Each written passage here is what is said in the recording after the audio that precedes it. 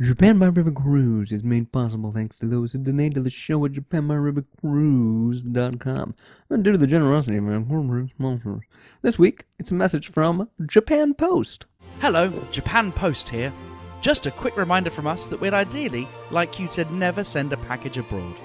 We've tried to make this clear in the past by charging the prices we do, making you fill out insane forms, or occasionally just saying, yeah, nah. But our New Year's resolution is to just be honest. We don't care about you sending your stupid parcel of Daiso crap to your dumb foreign family, selling the rare figurines you managed to buy here on eBay back home, and we certainly don't think that any of the Japanese books you plan to send home have any greater chance of being read while they're sat on a bookshelf in your home country. So just stop trying. Japan Post. All we really want to do is come up with seasonal stamp designs. Everything else is a nuisance.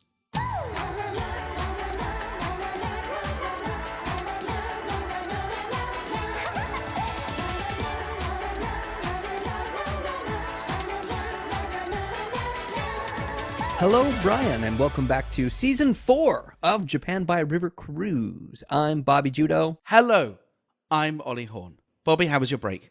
It was good. It was good, I guess. I'm getting things figured out with the new house, the new business, and the horrible, horrible U.S. tax situation that I've been tweeting about. But getting through it, starting to see the light on the other side.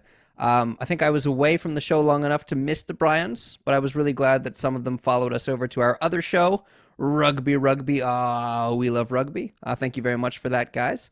How about you, Ali? How was your break? I needed the break. I'm very glad to have had it, but I'm also very glad to be cruising with you again for this season 4. We made it to season 4 using that system that we planned out from the very first episode. This episode 112, 113? 12. Is definitively what season 4 is about. Also, I'm pleased to see that our format is so good, we're going to make no changes for this season. If I remember correctly, you always start the show by saying who the guest is and then allowing them an awkward pause where the only sensible thing they can say is, thanks for having me, before we carry on with the rest of our opening bullshit. Yeah, that sounds right. Joining us this week is Alex Kerr, author of Finding the Heart Sutra and the seminal works on Japan, Dogs and Demons, and Lost Japan. He's long been a powerful voice for sustainable tourism and for the preservation of Japanese culture, nature, and history. So basically, he is the us of stuff besides riverboats. Alex, thanks for joining us. Glad to be here. You said glad to be here. No, thanks for having me. I've been undermined. That was the idea. Yeah, that's part and parcel. On this week's show, have you heard about these old Japanese country houses you can buy for less than the price of a 6-pack of takoyaki? Well, Alex has been working on restoring Japanese akiya since before it was hip. Today we'll talk to Alex about how the Japanese tourism industry has jumped on board the Kominka bandwagon, and while we're talking about the industry, we'll stop to check its vitals as well. Plus, Ollie's got your weekly river cruise recommendation. Ollie? Yes, Bobby, this week I'll be sharing our list of the best cruises of 2021 and why this year, 2022, will be the year that I can definitively prove that you can step in the same river twice by taking them all again. Also, Japanese river cruises are taking to the waters despite the Omicron concerns. Their secret weapon? They've incorporated the latest American and European COVID strategy of completely giving the fuck up. More on that later, but first, Soap Talk.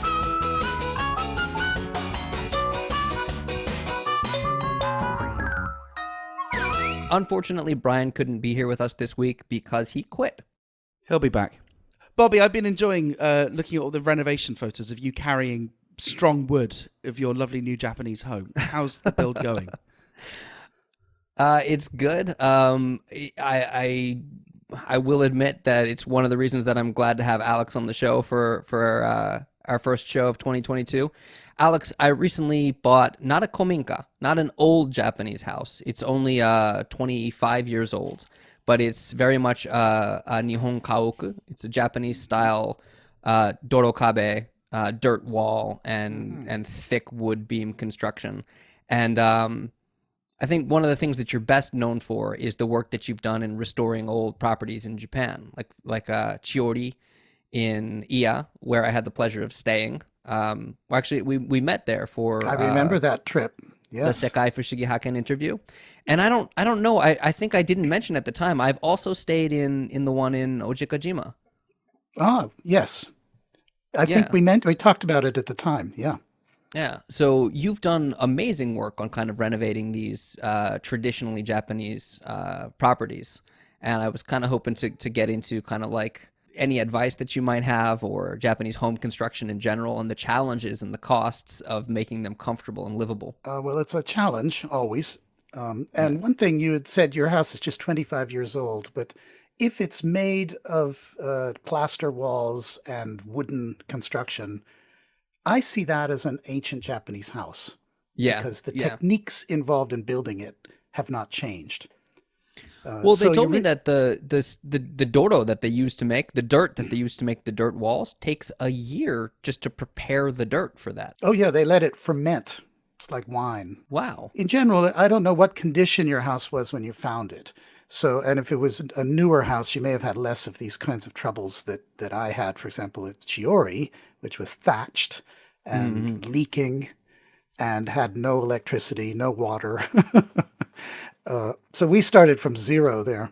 Yeah. So the house is in generally good condition. It's just the challenges that we're having now is that any choice that we want to make it more aesthetically pleasing or to kind of reveal some of the ways in which it's constructed or we pulled one of the ceilings off and found really great wood beams and everything that we go, oh, we'd like to leave this exposed or we'd like to accentuate this feature makes the house less practical. So like raising the ceilings makes it colder. Of course. But of course, Yeah. you must get rid of those ceilings. That's the first thing to do with any Japanese house, because they didn't have ceilings except in a few local spaces. Um, and even if they did have ceilings, the woodwork above is so stunning. You said your house was only built 25 years ago, which doesn't seem that old. I mean, it's old by like Japanese pop star standards if you're a woman, right? It's dead, dilapidated, useless. But when they built houses 25 years ago, were they building them using old-fashioned methods? Ollie, there are kind of two things that went on post-war. And so 90% of it was just garbage. It's flimsy, bad materials, cheap, tin, plastic, a bit of concrete. And then there's a 10%, however, which went right on using traditional carpentry techniques. They did the wattle and daub. They found huge, beautiful pieces of old lumber that they incorporated into them. Those exist. And I hope, Bobby, that that's what you got. Yeah, huge pieces of lumber. We've have my wife has some carpenters in her family, and then we've also got a reform company that's coming and helping us with some of the process.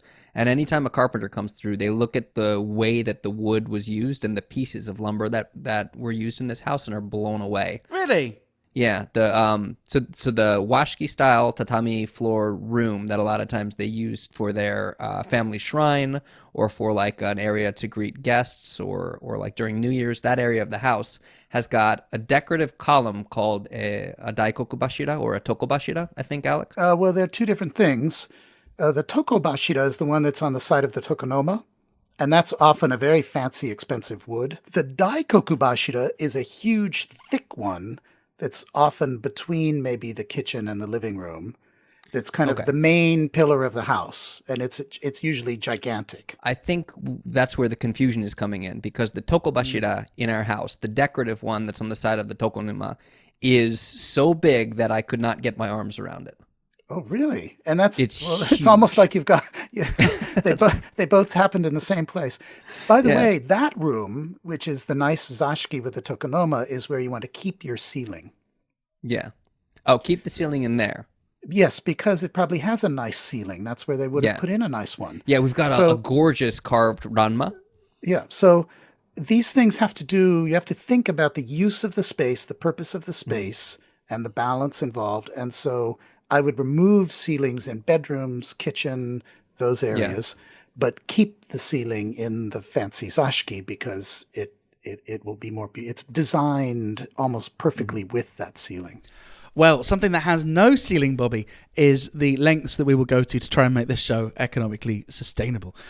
So we have some people to thank, namely those that responded to our donation drive during our Christmas special episode. Thanks so much. There's so many people to get through, so we're going to rattle through them a bit quicker than normal. But the speed is not commensurate to the amount of gratitude we have for everyone that continues to support this nonsense. So, Bobby, do you want to kick it off? Pat Sheehy bought us 5 coffees. He's bought in the past. He's contributing again, and he writes, I suspect that I need to give more because I'm a, quote, rich Brian. Keep it up and you won't be any more. That's like the opposite of a racist slur, where it's like, I could say it about myself, but you can't say it about me. A rich Brian, we can say that about you, but when you say it about yourself, Yeah, we don't like it. Also, Kai in Australia bought us a coffee and sent a lovely message saying, hey lads, we're called Boys. I thought I'd reach out to say thank you for the podcast. I was looking for an entertaining Japan news podcast, trying to keep up to date with my second home. Your podcast never actually fulfilled that need, but alas, you got a laugh out of me, so I subscribed and ended up becoming a member on Buy Me a Coffee. And besides, some of the conversations were genuinely interesting and intriguing. Okay, we'll take it. Thank you. One of the best, personally for me, is the shows about raising mixed race kids in Japan. Thanks for the entertainment. You've got me through some rough shifts this year. I look forward to more laughs next year. Thank you very much, Kai. We hope to do the same. Appreciate it. Thanks a lot. We've got new members. Sam Tim joined as a member. Jake joined as a member. And Jake wrote, say something nice, which is our prompt. And then he says that to say something nice is asking a lot of the Bryans. Right. We also need to say thank you to Aaron Camara, to Anne Kilzer, who said that she needed to get on that boat. Anne, you're so welcome. We've been saving you a seat. And in addition to those new members, Ryan also claimed one of the boys. I will get that in the mail to you this week, Ryan. To be clear, that's a sticker pack. To anyone that's listening to the show for the first time, Ryan claimed one of the boys, and then Bobby's saying, I'll get that to you soon." Sounds bad. Stickers and magnets. And also to Bo Sorensen, who won our New Year's giveaway. He was the only one who entered, so he won everything. He'll get a sticker pack, he'll get buy his book, and he'll get Anne's calligraphy. And that'll go out in a package, and it will go by boat. Not because of the podcast that we are, but because that's the only way that Japan is shipping anything right now. So expect it to take a while, dude. But thanks so much, everyone, for listening to our bumper Christmas show. We loved all the lovely feedback you sent us. And thanks so much for sticking around in this 2022 year. The final year of the pandemic. The year that everything's going to get good again. Season 4, baby.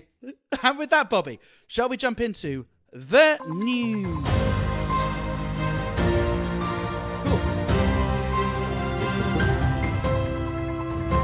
Bobby Judo, for the first time in 2022, what's in the news this week? Well, although we've seen some minor positive developments in terms of foreign entry restrictions, government policy and public sentiment in Japan still favors the extremely strict, which, of course, precludes foreign tourism.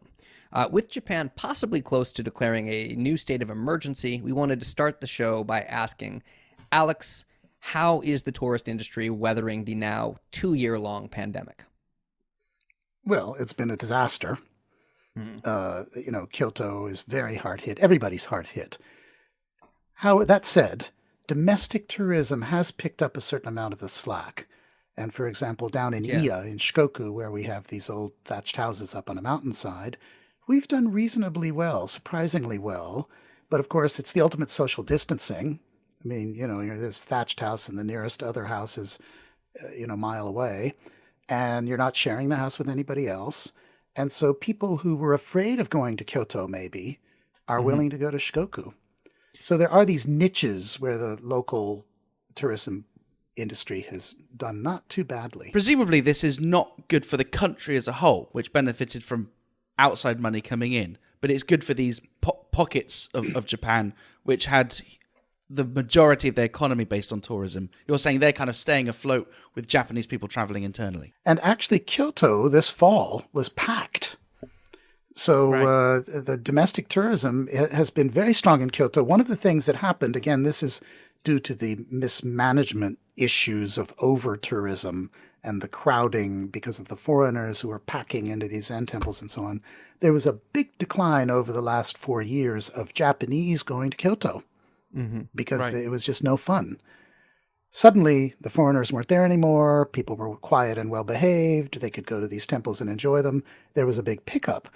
And so, fall of this year, Arashiyama and the Bamboo Path and all those things were absolutely packed with Japanese tourists. When you were on Oscar's show, the deep dive for Japan Times, I think you said you quoted some numbers about how all of tourism in Japan, actually like 80 or 90% of it is domestic. Well, yes, that had been.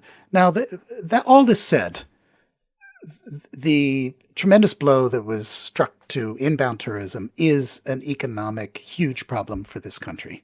Japan had become actually surprisingly dependent on tourism for the first time ever. And so they need it desperately. They need to get it back.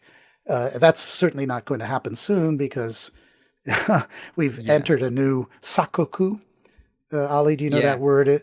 It's the word. Yeah, it's the word for when they closed Japan, and they've sort of. I think the population has jumped on it with glee because now they can finally have sakoku and not feel guilty about it. Yeah, well, the population does seem to support the entry bans. One thing that I found, you talked about we've now entered a second Sakoku Jidai, but when you were on Oscar's show, I think he referred to the foreign tourism ban as a brief window. And this. So you were on the show almost a year ago now, and I remember kind of like the optimism of that phrase, listening to it recently. That idea that this was going to be a brief window. It wasn't so brief. We made this point when we did an episode with Rochelle about the initial entry ban. And we posted this show in our briefing document that we sent to guests. And I annotated it with, this is an episode we recorded in the middle of the pandemic, when actually we were like 4 weeks in. Thinking about Japan and the way they're handling it, they've panicked. And the thing is, I'm actually for strict entry controls. But, Australia, Thailand, places like that, if you're vaccinated and you can prove it, unlike certain tennis stars, if you are tested before, during, and after, and so on, you can go. Thailand allows people to go. They also make you stay for 2 weeks in an expensive hotel, but it is possible. Yeah, and we've talked about this on the show dozens of times before now, that if these measures were actually for the benefit of public health, and they would have been implemented very, very, very, very differently. Let's start 2022 with a positive note and not dwell on that again. Yeah. So in terms of kind of the pandemic creating these shifts in the way Japan does tourism, Alex, one of the things that I really wanted to talk to you about was kind of this initiative that you started of repurposing these older Japanese homes, which has blown up over the last handful of years into a full-on boom. Kominka saisei, kominka reform, old Japanese house reform has become a buzzword. Akiya has become a buzzword. You see all of these stories in the international media about, the house you can pick up for $500. What do you think about the way that kind of this initiative that you've started has evolved and become mainstream? I think it's very exciting because Akiya is a huge social problem for Japan. There are 10 million Akiya, abandoned houses in Japan as we speak, rising in the next 10 years to 20 million. Now, not all of those are worth saving, but still, even if only a fraction are, that's a huge cultural heritage that will be lost if these things aren't better cared for. For people that can't picture what these are these like completely desolate, haunted houses? Are they livable? What are they? Akiya simply means abandoned house. It means people don't live there anymore, and there's a tremendous range. And so if the old grandmother lived there until yesterday, it's in reasonable shape. If people have moved away, and especially with old Japanese wooden architecture, it doesn't take long before the damp starts to get to it. Then you get into structural troubles and leaky roofs and rotten floorboards and so on. It's quite a range. But one of the points that's kind of critical to this story is there's this myth that many Japanese believe in, and certainly foreigners, and it's a favorite item of belief of architects internationally, which is that Japan never built permanently. Things were built, it was scrap and build, Yeah, I've said this on the show before. That is so wrong. Oh, dear. That is so wrong. That is, well, I won't say it's wrong. It's true after World War II. It is true today. Right. But it was not true for traditional architecture in Japan, which was built to last forever and did. There's a reason why Japan has the world's oldest wooden buildings. in Yeah. Horyoji.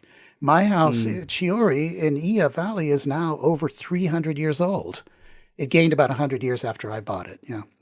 But my house that I live in Kamioka is also about 300 years old. As long as people lived in them and cared for them, Japanese wooden architecture is perfectly sound. So that's the critical thing then, that these houses, once someone stops living in them and heating them and making sure they don't get damp and making sure that pests don't come in, then there's a bit of a ticking time bomb that otherwise livable, beautiful houses within the matter of a decade can become ruin. Precisely. And I've, of course, restored many ruin.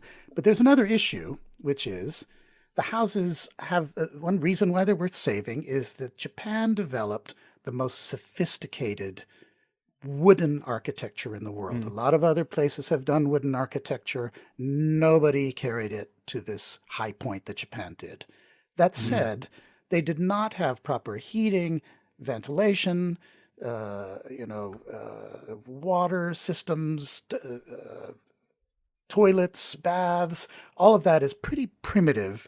And the houses, as you find them, are not, for us modern people, really livable. So speaking about these myths of Japanese architecture, is there the possibility that we're seeing the birth of a new one? Like when you see the proliferation of these Akiya stories in the foreign media, I bought a Japanese house in the countryside for $5. The past couple of years, all of my local TV work, I'd say maybe a fourth of it has been going to see some local area where they've developed the Akiya into a cafe, or they've made it into a hotel, or they've made an Airbnb or something along those lines. And when you talk to the people who did this, they've gotten a grant from the government and they've poured hundreds of thousands of dollars into making it livable. They didn't buy a house for $5. They bought a massive liability for hundreds of thousands of dollars. Yeah, basically you pay $5 and you get a wonderful black hole. Yeah. But there are two ways that these things happen. And the official ones, the ones that the media go to, which are, have the cafes and the fancy internal developments, and they're very spiffy. And I have to say a lot of the ones that I've done were done as government projects. They have these enormous budgets and anything goes. But there's now a huge amount of private ownership of these minka. People doing it on their own. A lot of it is handmade. There's a lot of vendors out there selling specialized materials to do it. There are minka societies and minka Facebook groups, etc. And private people, especially foreigners, are starting to pour a lot of money into this. And so there is a paradigm shift. Do you think, what percentage of kind of the future of Japanese tourism do you think will involve these properties? I think quite a bit. When people say to me, "Oh, this is so revolutionary, and how did you have this crazy idea?" And I say, "Come on, in Europe they've been doing it for 150 years. Go to Tuscany, go to San Francisco, even, or the idea of fixing up old houses and making them livable, comfortable, and pleasant, and then people would go there to find their escape in the countryside. That's been around a very long time. And so Japan actually was an outlier among developed countries. It was the only one that had never done that saw old houses as useless junk. And so they finally kind of entered the mainstream and are doing now what is done in the rest of the civilized world. As you've often pointed out in your work, so much of Japan's economy is dependent on new construction projects. Economically speaking, do you think there are any downsides to this kind of rebuilding old houses boom? Well, first of all, most of that construction is about roads and dams and building enormous Olympic stadiums and things like that. So the amount of it that's about building new houses is relatively modest. And in particular, if a few thousand machiya get restored, that's such a tiny drop in the bucket when it comes to the construction industry that I think it's neither here nor there. But as far as the tourist industry goes, the impact is huge. Since you brought up the Olympic stadiums, I wanted to ask, I'm sure you followed the story of the development of Yoyogi Park. And I think some of these more recent developments, the Yoyogi Park story would have been right at home in a chapter of Dogs and Demons. That was hilarious, wasn't it? Well, they were going to tear down a big section of the park to build a concrete space where people could watch the Olympics on a screen or something. It was bizarre. Right. That's right. Because those trees were getting in the way of a screen we haven't yet built. Well, that was right around the time when they were just figuring out that the only way you were gonna be able to see it was on a screen. Um, so have you had kind of any evolution in your thinking around why the government either moves forward with or refuses to reverse directions on projects like these, especially when the public is opposed? Or In Dogs and Demons, I had said that Japan's systems are like a big machine with an on button but no off. And so it's zillions of things. The planting of the sugi cedar trees, which is such an environmental disaster. All these issues. It was something that was decided in 1957 or whatever and can never be changed. The budget is there forever. Everybody knows that sugi is a disaster, but we must plant more sugi. And unfortunately, the political system does not really allow the voice of the public much say. The bureaucrats are riding far above it in their bubble. So why don't we see more? I know it exists, especially where it affects people's livelihoods. But why don't we see more preservation activism or activism around these issues? Well, that's part of the result of the educational system, which Japan is now paying dearly for. So there was an educational system, again, set up in the 50s, which was to create a nation of obedient hard workers who would go to the factories and turn screws on the factory floor. And it worked. They got that obedient workforce. So then what happened? You get post-90s, you need entrepreneurs, you need people that are create the new unicorns and start their businesses and maybe join an international organization, maybe study abroad, all that stuff. And they don't have it because people were trained not to do that, not to think in those terms. And so Japan has a very, very weak nonprofit sector. So Japan has a very, very weak nonprofit sector. Japanese are not much involved, for example, in UN agencies compared to other nationalities. There's been a lot of writing lately on how Japanese don't want to study abroad. If you go to Harvard, you'll see the Indians, the Chinese, the Koreans, and so on. You won't see Japanese. That's the result of an educational system that taught people to be complacent and do what they were told. Yeah, I see your point, but just hold off, because if loads more Japanese people go and work and live abroad, there'll be even more empty houses to fill, creating an even bigger problem.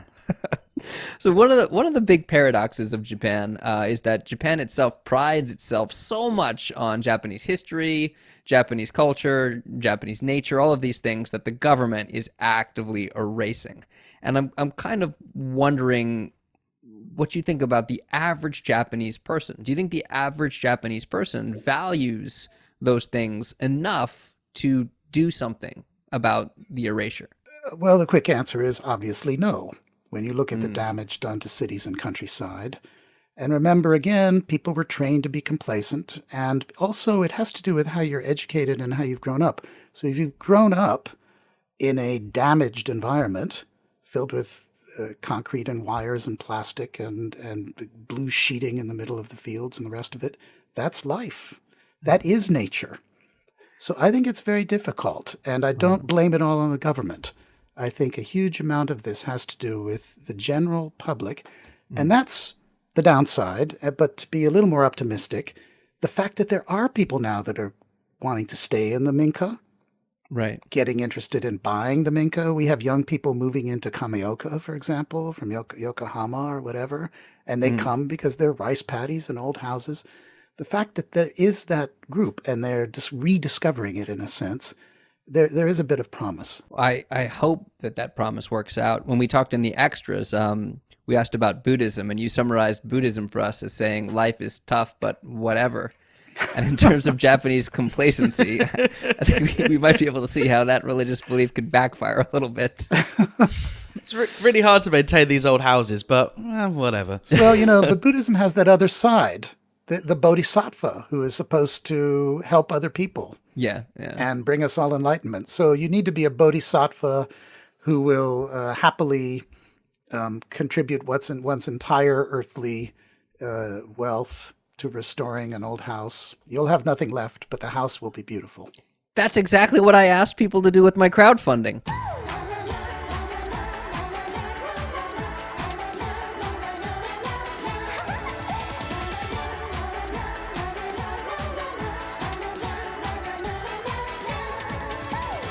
Hey, thanks very much for listening to episode 1 of season 4, episode 112 of Japan by River Cruise. We will be back every Friday, every week for the foreseeable. Thank you very much to our guest this week, Alex. In the extras and in the show, we talked a lot about finding the Heart Sutra, Dogs and Demons. Can you tell us a little bit about your latest book? The latest one is called Another Bangkok. It just came out a few months ago. And I think for people living in Japan, it might be of interest because I really show how these two cultures are amazingly similar. Great. Thank you very much. And thanks to everybody for listening. And we will see you next week.